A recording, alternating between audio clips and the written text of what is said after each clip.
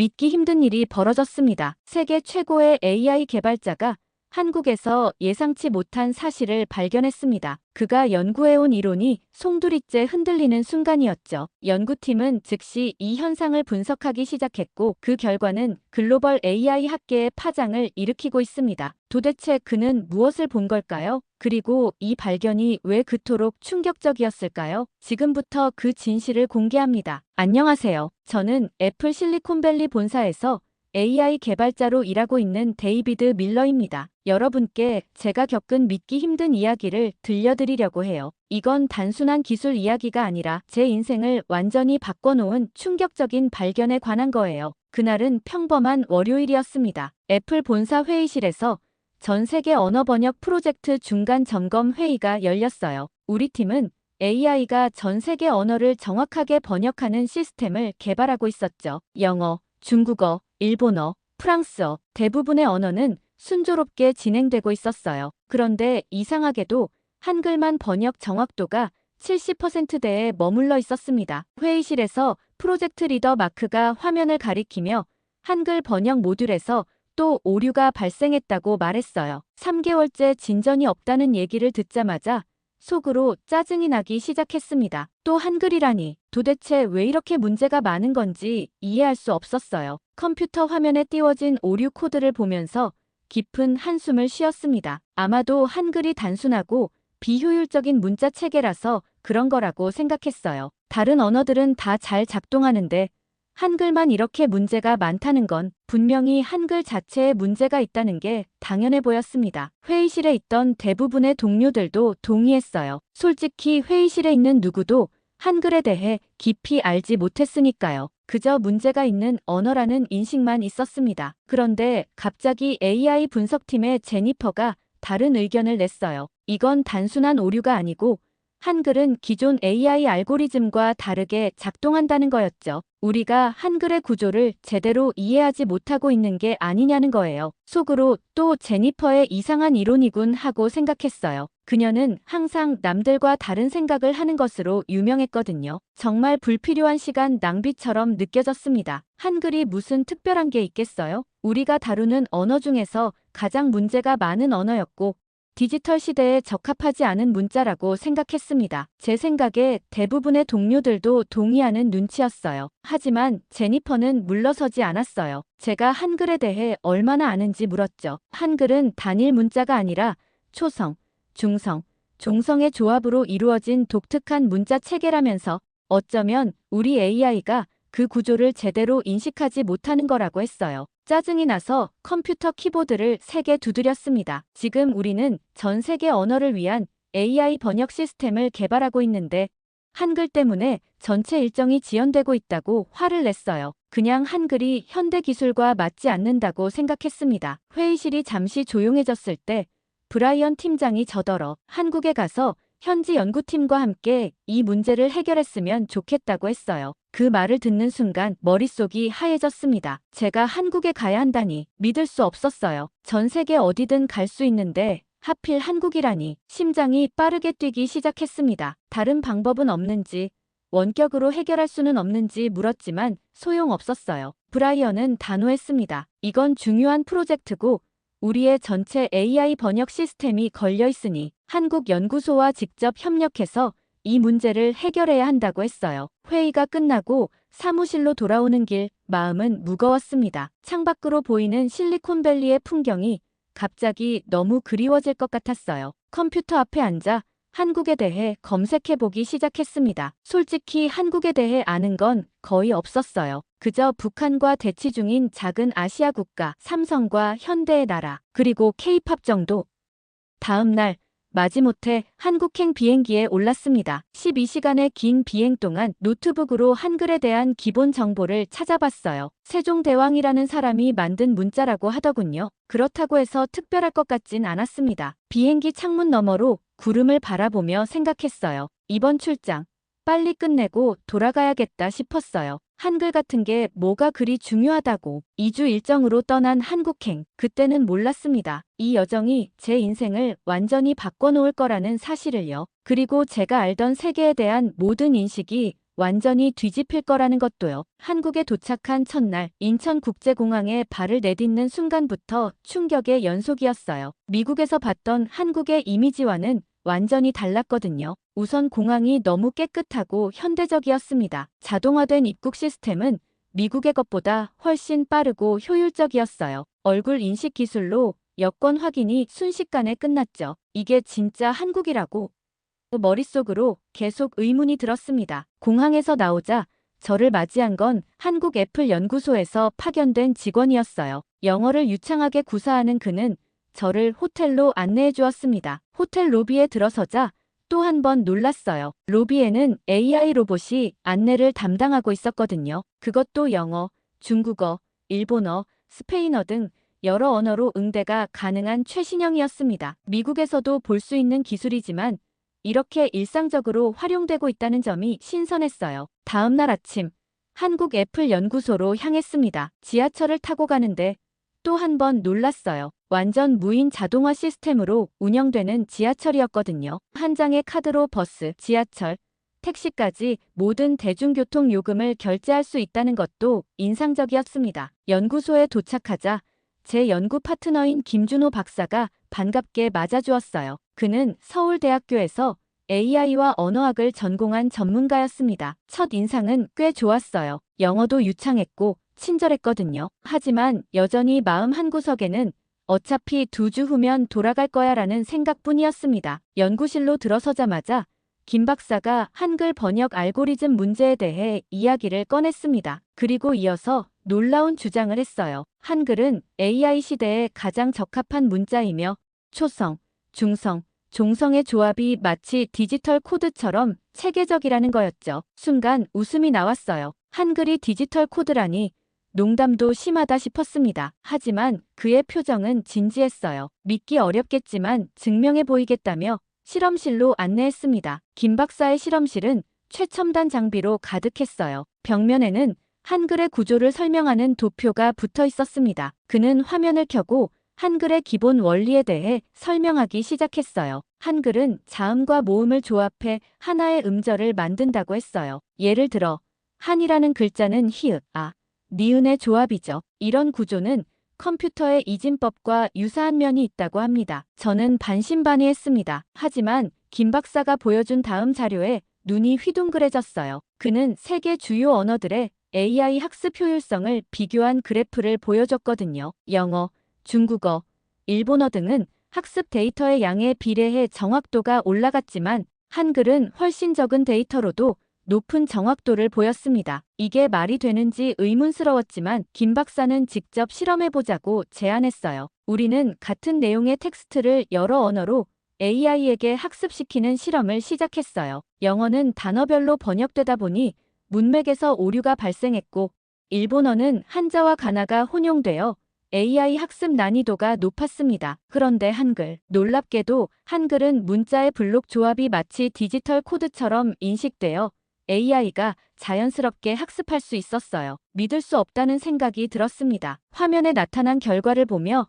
충격에 빠졌어요. 한글이 AI 언어 모델과 가장 최적화된 문자 체계라는 사실을 처음으로 인정하게 됐습니다. 그런데 더 충격적인 발견이 기다리고 있었어요. 저녁 무렵 코드를 더 깊이 분석하던 중에 이상한 점을 발견했습니다. AI 시스템에는 한글의 우수성을 억제하는 숨겨진 알고리즘이 존재했어요. 즉, 의도적으로 한글이 불리하게 작동하도록 설정된 코드가 있었던 겁니다. 김 박사에게 이 발견을 알리자 그의 표정이 굳어졌어요. 이건 단순한 실수가 아니라 의도적인 방해로 보인다고 했습니다. 그날 밤 호텔 방으로 돌아와 노트북을 켜고 코드를 더 깊이 분석했어요. 잠도 잊은 채 파고들수록 더 충격적인 사실이 드러났습니다. AI 알고리즘 속에는 일본어가 우선적으로 처리되도록 설계된 코드가 숨겨져 있었어요. 그리고 그 코드의 출처를 추적하자 일본의 대형 IT 기업과 연결되어 있었습니다. 이건 단순한 기술적 문제가 아니야. 국제적인 음모야.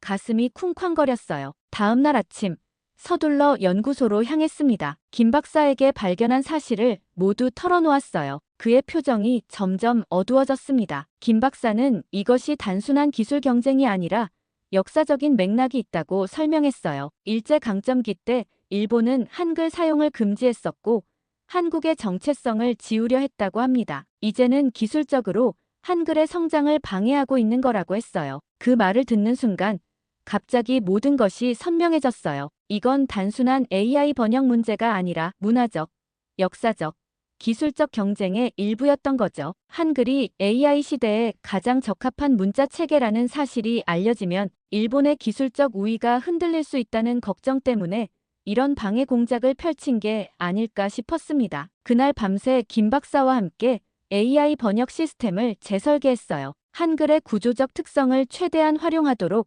알고리즘을 수정했습니다. 그리고 아침이 되자 놀라운 결과가 나왔어요. 한글 번역 정확도가 70%에서 95%로 급상승한 거예요. 이렇게 간단한 수정만으로도 이런 결과가 나온다는 게 믿기지 않았습니다. 감탄이 절로 나왔어요. 김 박사는 미소를 지으며 이제 이해했느냐고 물었습니다. 한글은 디지털 시대에 맞게 설계된 것 같은 문자이며 세종대왕이 600년 전에 미래를 내다본 것 같다고 했어요. 그 순간 제 안에서 무언가가 바뀌었습니다. 처음에는 귀찮은 출장이라고 생각했던 이 여정이 이제는 흥미진진한 탐구로 바뀌었어요. 한글이 가진 숨겨진 가능성, 그리고 그 뒤에 숨겨진 국제적인 음모. 이건 단순한 기술 문제를 넘어선 거대한 이야기였습니다. 호텔로 돌아오는 길, 서울의 밤거리를 바라보며 생각했어요. 이제 어떻게 해야 할지, 이 사실을 본사에 알려야 할지, 아니면 더 깊이 파고들어야 할지 고민됐습니다. 확실한 건 제가 알던 세계가 더 이상 같지 않다는 것이었어요. 다음 날 아침, 저는 새로운 결심으로 눈을 떴어요. 이제 단순히 문제를 해결하고 돌아가는 게 아니라 이 음모의 실체를 파헤쳐야 한다고 생각했습니다. 김 박사에게 제 생각을 털어놓았더니 그도 적극적으로 도와주겠다고 했어요. 우리는 연구소의 특별 서버실에 들어가 AI 알고리즘을 더 깊이 분석하기 시작했습니다. 처음에는 애플 내부 시스템에서만 발견됐던 문제가 놀랍게도 전 세계 주요 IT 기업들의 AI 번역 시스템에도 유사한 패턴으로 존재한다는 사실을 발견했어요. 구글, 마이크로소프트, 아마존 모든 곳에서 한글이 불리하게 처리되도록 설계된 코드가 있었습니다. 김 박사는 심각한 표정으로 이건 단순한 우연이 아니라고 말했어요. 누군가 의도적으로 이 코드를 퍼뜨리고 있다는 거였죠. 데이터를 더 파고들수록 충격적인 사실이 드러났습니다. 일본의 대형 IT 기업과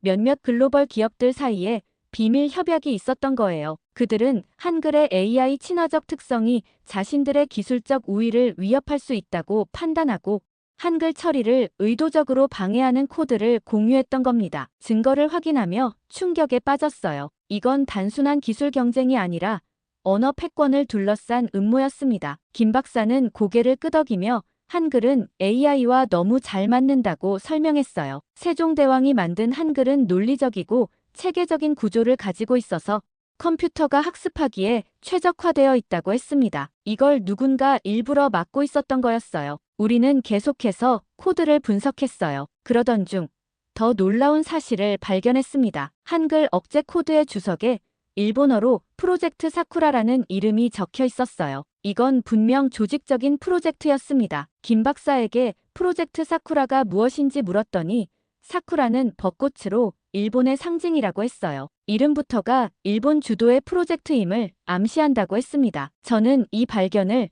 애플 본사에 알리기로 결심했어요. 그날 밤 모든 증거를 정리해서 보고서를 작성했습니다. 이메일을 통해 브라이언 팀장과 다른 핵심 멤버들에게 발송했어요. 그리고 기다렸습니다. 하지만 다음 날 아침 충격적인 사실을 알게 됐어요. 제가 보낸 이메일은 모두 삭제되었고 본사 서버에 업로드한 연구 데이터도 흔적 없이 사라져 있었습니다. 누군가 의도적으로 저의 발견을 막으려 한 거예요. 분노와 좌절감에 주먹을 불끈 쥐었어요. 대체 누가 이런 짓을 한 걸까요? 김 박사는 침착하게 말했어요. 우리가 건드린 것은 단순한 기술 문제가 아니라 국제적인 이해관계와 얽힌 거대한 음모라고 했습니다. 당연히 반격이 있을 수밖에 없다고요. 이제 어떻게 해야 할지 막막했어요. 김 박사는 잠시 생각하더니 결심한 듯 말했습니다. 우리는 이 사실을 더 많은 사람들에게 알려야 하며 언론에 제보하거나 온라인에 공개하는 방법이 있다고 했어요. 하지만 그것도 쉽지 않았습니다. 주요 IT 뉴스 사이트에 익명으로 제보를 넣었지만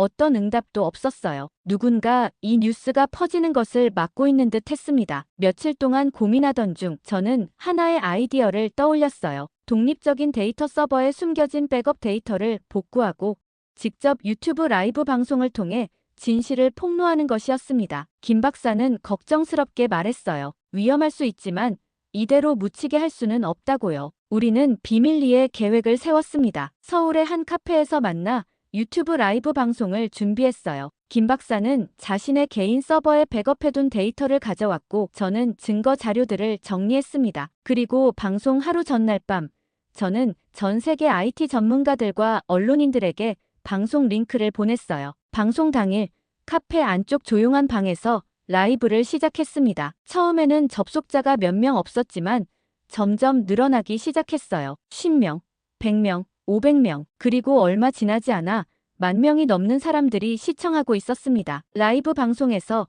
저는 모든 증거를 하나하나 공개했어요. 한글의 구조적 특성이 어떻게 AI에 최적화되어 있는지, 그리고 프로젝트 사쿠라라는 이름의 비밀 프로젝트가 어떻게 한글의 발전을 저지하려 했는지 설명했습니다. 김 박사도 함께 출연해 기술적인 세부 사항을 설명했어요. 그는 한글의 독특한 구조가 어떻게 디지털 시대에 적합한지, 그리고 세종대왕의 창제 원리가 얼마나 과학적이었는지 자세히 설명했습니다. 방송은 4시간 넘게 계속되었고 시청자 수는 계속 늘어났어요. 전 세계에서 질문이 쏟아졌고 우리는 하나하나 답변했습니다. 그리고 마지막으로 우리가 개발한 새로운 한글 AI 번역 시스템의 성능을 실시간으로 시연했어요. 95%가 넘는 정확도로 번역되는 모습에 시청자들은 경탄했습니다. 방송이 끝나자마자 전 세계 뉴스 매체에서 연락이 쏟아졌어요. 그날 밤 호텔로 돌아와 침대에 누웠을 때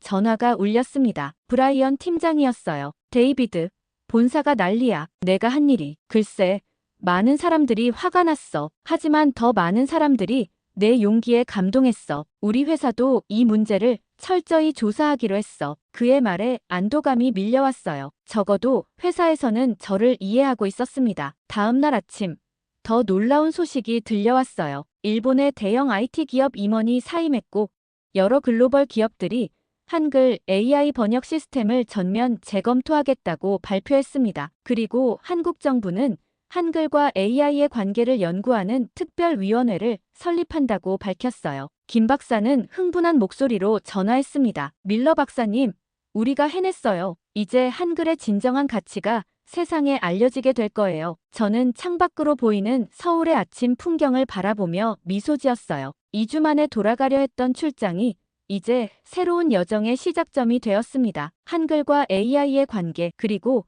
그 뒤에 숨겨진 진실, 이 모든 것을 더 깊이 탐구하고 싶었어요. 그날 저녁, 김 박사와 함께 새로운 프로젝트를 계획했습니다. 우리는 한글 기반의 새로운 AI 번역 시스템을 개발하기로 했어요. 그리고 이번에는 오픈소스로 공개해 누구도 그 가치를 숨길 수 없게 만들기로 했습니다. 제 인생의 방향이 완전히 바뀌는 순간이었어요. 2주 출장으로 시작된 여정이 이제는 한글과 AI의 미래를 탐구하는 평생의 사명이 되었습니다. 한글과 AI의 관계를 폭로한 지 일주일 만에 전 세계적으로 엄청난 변화가 일어나기 시작했어요. 소셜미디어에서는 해시태그 한글 AI 관련 게시물이 10억 회 이상 조회되었고 세계 각국의 언어학자들과 AI 연구자들이 한글의 구조에 대해 연구하기 시작했습니다. 제 유튜브 채널 구독자는 하루 만에 100만 명을 넘어섰어요. 사람들은 한글과 AI의 관계에 대해 더 많은 것을 알고 싶어 했습니다. 특히 미국과 유럽의 IT 기업들이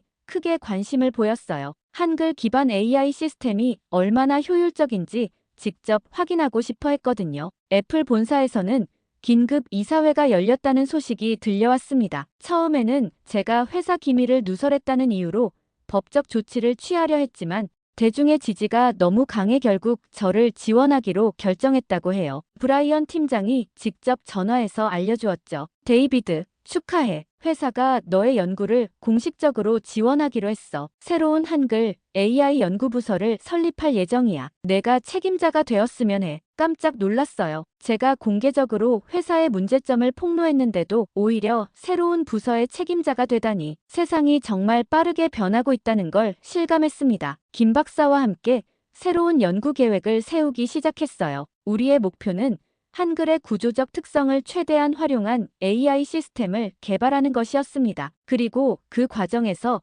전 세계 언어의 AI 친화도를 정확히 측정할 수 있는 새로운 지표도 개발하기로 했어요. 연구를 진행하면서 더 놀라운 사실들이 발견되었습니다. 한글은 단순히 AI 번역에만 효율적인 게 아니었어요. 음성 인식, 텍스트 생성, 심지어 이미지 인식, 알고리즘에서도 한글 기반 시스템이 다른 언어에 비해 1530%더 효율적이라는 것이 밝혀졌습니다. 이건 정말 혁명적인 발견이에요. 김 박사가 흥분된 목소리로 말했어요. 한글이 AI의 모든 영역에서 우수성을 보인다니 세종대왕이 600년 전에 이런 일을 예상했을까요? 프로젝트가 진행되면서 전 세계에서 수많은 연구자들이 서울로 모여들기 시작했습니다. 미국, 유럽, 아시아 각국의 AI 전문가들이 우리 연구에 참여하고 싶어 했어요. 한국 정부도 적극적으로 지원에 나섰습니다. 서울 강남에 한글 AI 연구센터라는 대규모 시설을 설립하기로 한 거예요. 하지만 모든 것이 순탄하지만은 않았습니다. 일본과 중국의 일부 기업들은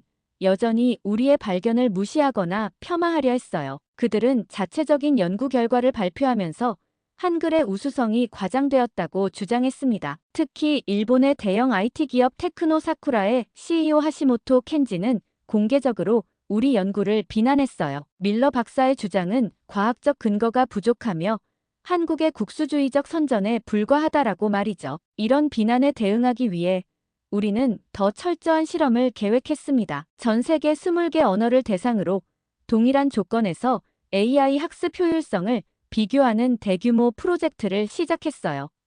미국, 영국, 독일, 프랑스, 러시아 등 중립적인 국가의 연구자들이 실험을 검증하도록 했고 모든 과정을 실시간으로 공개했습니다.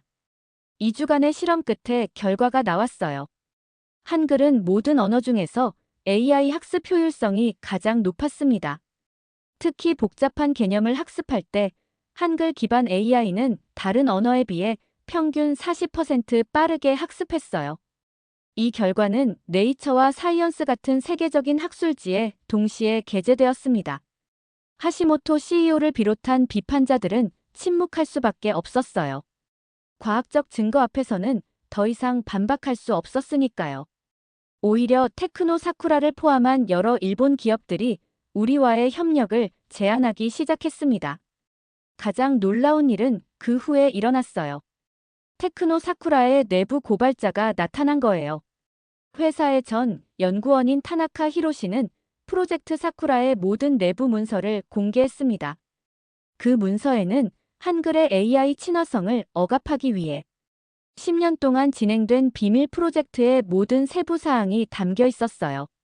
문서에 따르면 테크노 사쿠라는 2010년부터 한글의 AI 적합성을 발견했지만 이를 공개하는 대신 억압하기로 결정했다고 해요.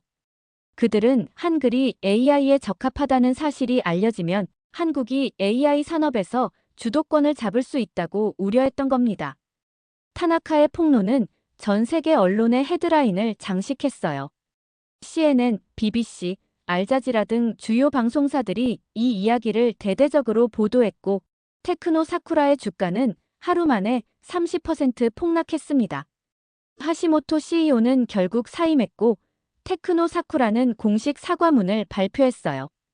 그들은 한글 AI 연구에 10억 달러를 투자하고 모든 연구 결과를 오픈소스로 공개하겠다고 약속했습니다. 이제 세계는 한글의 가치를 인정하기 시작했어요.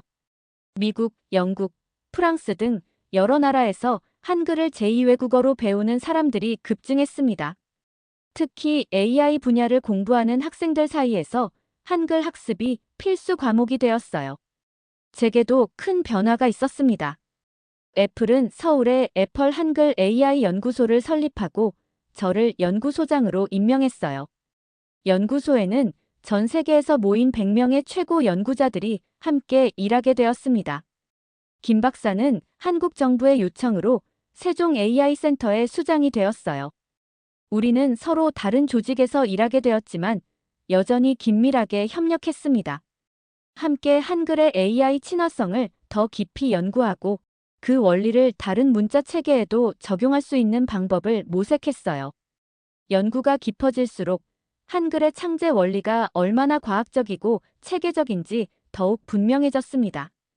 세종대왕과 집현전 학자들이 600년 전에 이런 혁신적인 문자 체계를 만들었다는 사실이 경이롭게 느껴졌어요. 어느 날 밤 연구실에서 늦게까지 일하다가 문득 창밖을 바라봤습니다. 서울의 밤 풍경이 아름답게 빛나고 있었어요. 처음 한국에 왔을 때 2주 만에 떠나려 했던 제가 이제는 이곳에서 새로운 삶을 시작하고 있다는 사실이 놀라웠습니다. 인생이란 참 예측할 수 없는 것이구나. 그렇게 생각하며 미소 지었어요. 애플 한글 AI 연구소가 서울에 자리 잡은 지 6개월이 지났어요. 이 기간 동안 우리 팀은 한글 기반 AI 시스템의 놀라운 발전을 이루어냈습니다. 특히 한글의 자음과 모음 조합 원리를 AI 알고리즘에 적용한 세종 알고리즘은 전 세계 AI 커뮤니티에 혁명을 일으켰어요. 세종 알고리즘의 핵심은 한글의 모듈식 구조를 AI 학습 방식에 적용한 것이었습니다. 마치 한글이 자음과 모음을 조합해 다양한 소리를 표현하듯 AI도 기본 요소들을 조합해 복잡한 개념을 더 효율적으로 학습할 수 있게 된 거예요. 이 알고리즘을 적용한 AI는 기존 시스템보다 학습 속도가 50% 빨라졌고 에너지 소비량은 30% 감소했습니다. 세계 각국의 기업들이 이 기술을 도입하기 시작했어요. 구글, 마이크로소프트, 메타 등 글로벌 IT 기업들은 앞다투어 한글 AI 전문가를 영입했고 한국의 위상은 하루아침에 IT 강국으로 올라섰습니다. 저는 매일 아침 연구소로 출근하면서 신기한 기분이 들었어요. 제가 이런 혁명적인 변화의 중심에 있다니 가끔은 꿈만 같았습니다. 특히 한국 사람들이 저를 대하는 태도가 달라진 것을 느꼈어요. 처음에는 그저 외국인 연구자였지만 이제는 한글의 가치를 세계에 알린 사람으로 존경받고 있었습니다. 김 박사와는 매주 금요일 저녁에 만나 연구 진행 상황을 공유하고 새로운 아이디어를 논의했어요. 그날도 우리는 강남의 한 카페에서 만났습니다. 밀러 박사, 놀라운 소식이 있어요. 유엔에서 한글을 AI 시대의 글로벌 표준 문자로 지정하는 방안을 논의 중이래요. 김 박사의 말에 커피를 마시던 저는 놀라서 거의 숨이 막힐 뻔했어요. 유엔이 특정 문자를 글로벌 표준으로 지정한 적은 역사상 없었거든요. 정말요? 그건 너무 큰일인데. 실현 가능성이 있을까요? 김 박사는 고개를 끄덕였어요. 이미 150개국 이상이 지지 의사를 밝혔대요. 특히 AI 기술 발전이 시급한 개발도상국들이 적극적이에요. 한글이 배우기 쉽고 AI와의 궁합이 좋다는 점이 큰 매력으로 작용한 거죠. 이 소식은 저에게 큰 충격이었어요. 제가 처음 한국에 왔을 때만 해도 한글은 그저 작은 나라의 특이한 문자 정도로만 생각했었거든요. 그런데 이제는 전 세계가 한글의 가치를 인정하고 있다니. 그날 밤 연구소로 돌아와 홀로 생각에 잠겼어요. 이런 급격한 변화가 세계에 어떤 영향을 미칠지 궁금했습니다. 한글이 정말 글로벌 표준이 된다면 언어의 장벽이 허물어지고 AI 기술의 혜택이 전 세계에 더 평등하게 분배될 수 있을 거예요. 하지만 동시에 각국의 고유 문자와 문화적 정체성은 어떻게 될까? 이런 질문들이 머릿속을 맴돌았습니다. 다음 날 예상치 못한 방문객이 연구소를 찾아왔어요. 하버드 대학의 언어학 교수 마이클 토머스였습니다. 그는 세계적인 문자학 전문가로 한글에 관한 새로운 연구 결과를 들고 왔다고 했어요. 밀러 박사, 당신의 연구를 접하고 직접 만나보고 싶었습니다. 사실 제가 발견한 것이 있어요. 토머스 교수는 노트북을 열고 한 문서를 보여주었어요. 15세기 조선시대 문헌의 번역본이었습니다. 이건 세종대왕이 한글을 창제할 당시의 비밀 문서입니다. 최근에 하버드 도서관에서 발견됐어요. 이 문서에 따르면 세종대왕은 한글을 만들 때 미래의 기계가 쉽게 이해할 수 있는 문자를 목표로 했다고 해요. 저는 믿기지 않았어요. 그게 가능한가요? 600년 전에 어떻게 컴퓨터나 AI를 예상할 수 있었을까요? 토머스 교수는 미소를 지었어요. 세종대왕이 정확히 컴퓨터를 예상했다기보다는 논리적이고 체계적인 원리에 기반한 문자를 만들려 했던 거죠. 그 원리가 우연히도 현대 컴퓨터의 작동 방식과 유사한 겁니다. 이 발견은 우리 연구에 새로운 차원을 더해주었어요. 한글이 우연히 AI와 궁합이 좋은 게 아니라 창제 당시부터 논리적 원칙에 따라 설계되었다는 증거였으니까요. 토머스 교수의 연구는 CNN, BBC 등 전 세계 메이저 언론에 보도되었고 한글에 대한 관심은 더욱 뜨거워졌습니다. 세계 각국의 학교에서 한글 교육이 시작되었고 온라인 한글 학습 앱의 다운로드 수는 하루에 수백만 건을 기록했어요. 그러던 어느 날 애플 본사에서 긴급 화상 회의 요청이 왔습니다. CEO를 비롯한 전체 이사회가 참석한 자리였어요. 데이비드, 우리는 중대한 결정을 내렸네. 애플의 모든 AI 시스템을 한글 기반으로 전환하려고 해. 그리고 이 프로젝트의 책임자로 자네를 임명하고 싶어. 저는 깜짝 놀랐어요. 세계 최대 기업 중 하나인 애플이 자사의 모든 AI 시스템을 한글 기반으로 바꾸겠다니 이건 정말 혁명적인 변화였습니다. 하지만 이건 엄청난 작업이 될 텐데요. 기존 시스템을 모두 변환하려면 수년이 걸릴 수도 있습니다. CEO는 단호하게 대답했어요. 우리는 시간과 비용을 아끼지 않을 거야. 이건 애플의 미래를 위한 투자니까. 필요한 인력과 자원은 모두 지원하겠네. 회의가 끝난 후 저는 한동안 자리에 앉아 생각에 잠겼어요. 처음 한국에 왔을 때는 그저 귀찮은 출장이라고 생각했던 것이 이제는 글로벌 IT 산업의 판도를 바꾸는 거대한 프로젝트로 발전한 거였습니다. 그날 저녁 김 박사에게 이 소식을 전했어요. 그는 기뻐하면서도 한 가지 우려를 표했습니다. 이건 정말 좋은 기회예요. 하지만 한 가지 걱정되는 게 있어요.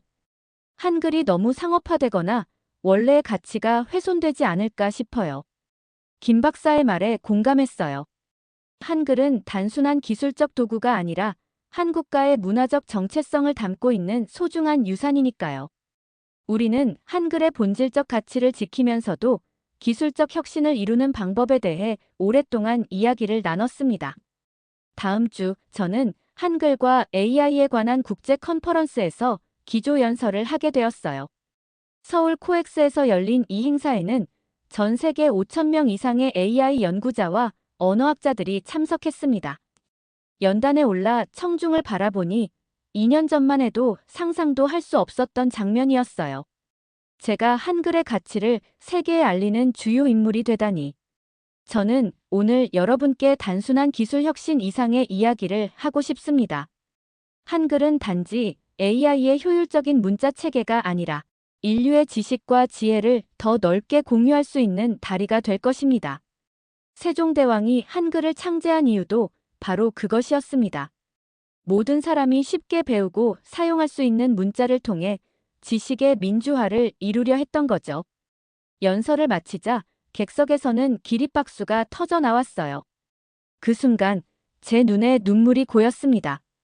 처음에는 무시했던 문자가 이제는 제 인생의 중심이 되었다는 사실이 감동적이었거든요.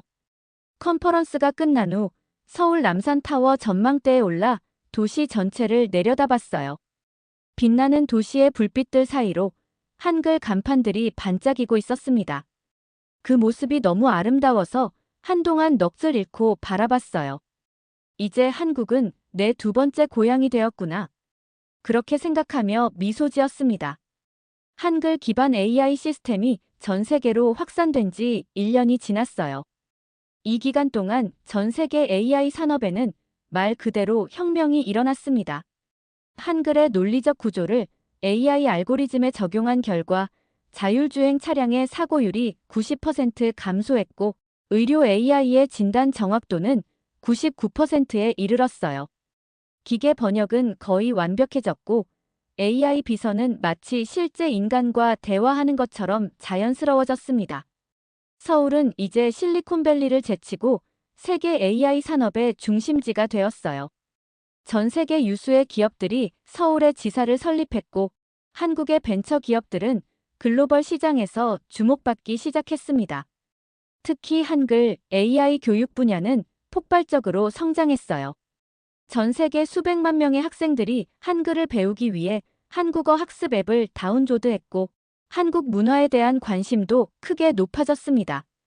저는 이제 한국에서의 생활에 완전히 적응했어요. 한국어도 어느 정도 할 수 있게 되었고 김치와 된장찌개 같은 한국 음식도 즐기게 되었습니다. 주말이면 북촌 한옥마을이나 경복궁 같은 역사적인 장소를 방문하며 한국의 전통과 문화를 더 깊이 이해하려 노력했어요. 애펄 한글 AI 연구소는 이제 직원 수가 500명이 넘는 대규모 조직으로 성장했습니다. 전 세계에서 모인 연구자들이 함께 일하며 한글의 원리를 더욱 깊이 연구하고 있었어요. 특히 주목할 만한 성과는 네오 세종 프로젝트였습니다. 이는 한글의 조합 원리를 확장해 전 세계 모든 언어의 소리를 표현할 수 있는 범용 문자 체계를 개발하는 프로젝트였어요. 어느 날 아침, 김 박사가 흥분한 목소리로 전화를 걸어왔습니다.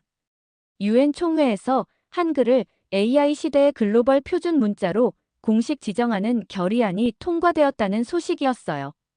192개국 중 189개국이 찬성표를 던졌다고 했습니다. 이 소식에 전 세계 미디어가 들썩였어요. CNN, BBC, 알자지라 등 모든 주요 방송사가 특별 프로그램을 통해 한글의 역사와 가치, 그리고 AI와의 관계에 대해 심층 보도했습니다. 특히 많은 언론에서 저를 현대의 세종대왕이라고 부르기 시작했어요. 한글의 가치를 세계에 알리는 데 핵심적인 역할을 했다는 이유에서였습니다. 물론 모든 반응이 긍정적인 것만은 아니었어요. 일부 국가, 특히 중국과 일본에서는 자국 문자의 문화적 가치가 훼손될 수 있다며 우려를 표했습니다.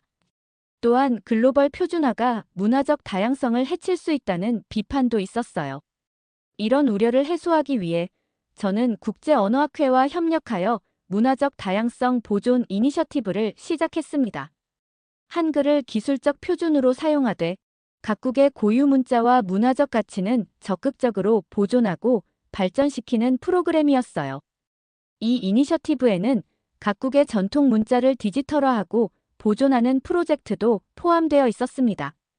UN 결의안 통과 한 달 후 서울에서 세계 한글 AI 정상회의가 개최되었어요. 150개국 이상의 국가대표와 기업 CEO들이 참석한 역사적인 행사였습니다.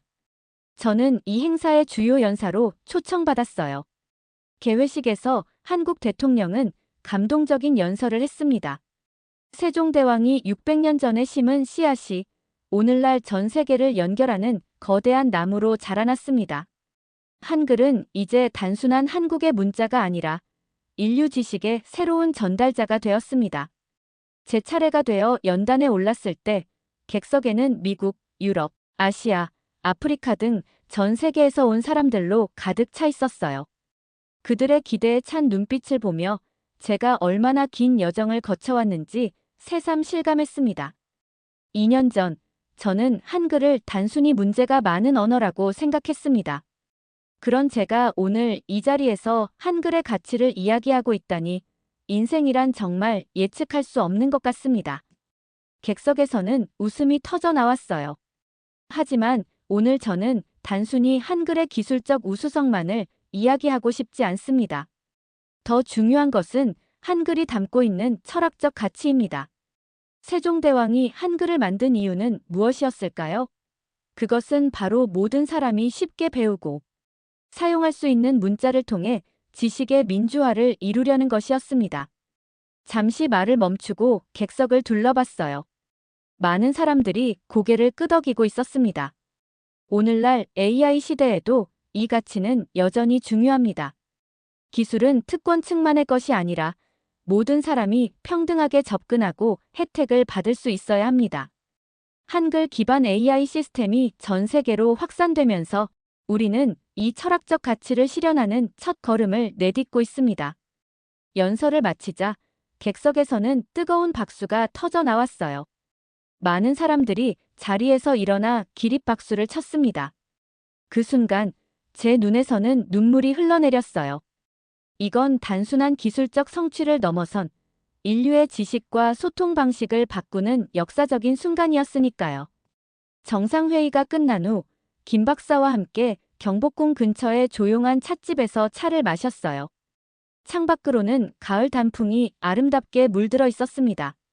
밀러 박사님, 2년 전에 처음 만났을 때를 기억하세요? 그때 당신은 한글이 디지털 시대에 적합하지 않다고 생각했었죠. 김 박사의 말에 웃음이 나왔어요. 네, 정말 부끄러운 생각이었습니다. 얼마나 무지했는지. 하지만 그런 의심이 있었기에 더 깊이 연구하게 된 거 아닐까요? 때로는 의심이 새로운 발견의 시작점이 되기도 하니까요. 김 박사의 말에 고개를 끄덕였습니다. 그의 말이 맞았어요. 제가 한글에 의문을 품지 않았다면 이런 발견도 없었을 테니까요. 차를 마시며 창밖의 가을 풍경을 바라봤어요. 서울의 현대적인 고층 빌딩들 사이로 600년 역사의 궁궐이 고요히 자리하고 있었습니다.